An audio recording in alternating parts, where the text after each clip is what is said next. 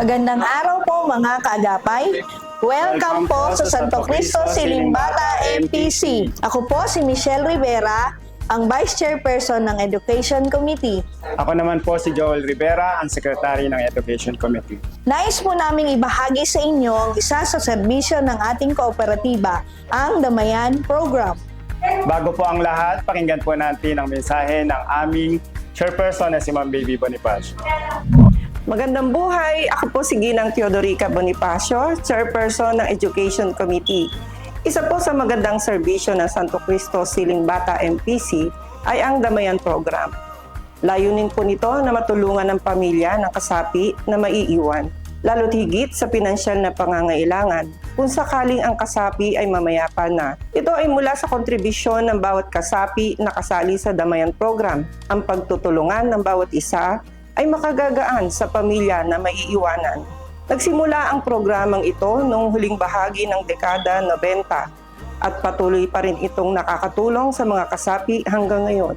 Atin pong tunghayan ang karanasan ng mga natulungan na ng Damayan Program.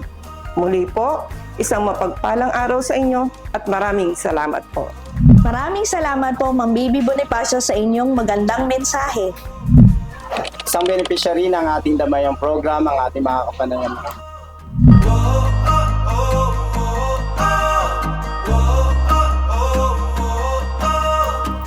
Magandang araw po. Kamusta po kayo? Ako, Buti naman po. Tuloy po kayo. maaari po ba kayong magpakilala para sa kaalaman ng ating mga kasapi sa Santo Cristo Co-op? Ako po si Carito Triantis po na naging asawa ng kaya po asawa. Isa Santo po. Ilang taon na pong naging kasapi ng asawa sa ating pong kooperatiba.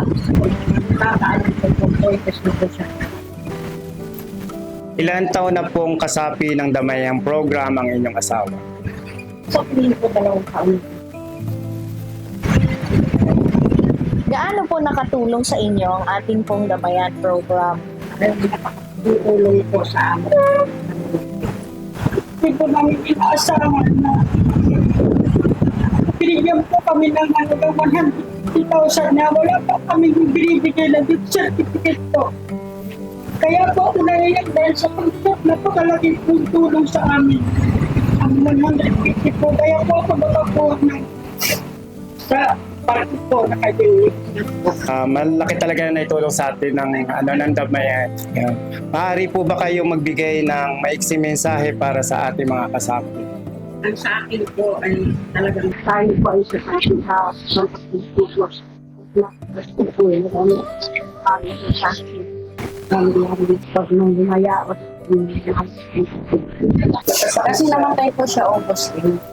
Tapos, tumawag siya sa akin August 2. Sabi ko, agad-agad po ako tumawag. Kasi kita ko ba, hindi na maganda yung sitwasyon niya. Kaya magpapaliwanag ko siya. Ako yung mga Legit po, wala po akong nagasto sa so wala akong utang. Wala akong binibisip, inaalam. Kumuha din po ako sa tabi niya. Tulugan po kay Yerson. Doon sa tabi niya mismo. Kaya ako sa mga anak ko, na kayo mag-alala. May makukuha pa. Meron tayong Damayan. Meron pa. Nakakatulong. Malungkot po. Kaya kailangan laging handa. Maraming salamat po sa inyong pagbibigay ng oras sa amin at sa maganda niyo pong mensahe. Maraming salamat. Bago po tayo magwakas, bigyan daan po natin ang pananalita ng isa sa direktor ng Santo Cristo Silimbata Co-op na gumagabay sa Education Committee na si Ginang Remedios Asanya. Ako po si Remedios Asanya, ang Board of Director na sumusubaybay sa Education Committee ay bumabati ng isang magandang araw sa inyong lahat. Atin pong natunghayan ang kahalagahan ng isang pagiging kasapi ng Damayan Program ng Santo Cristo Silimbata MPC. Mahalaga na lagi tayong handa sa anumang oras. Muli po, maraming salamat sa inyong pakikibahagi sa ating kooperatiba. Mula po sa Education Committee, maraming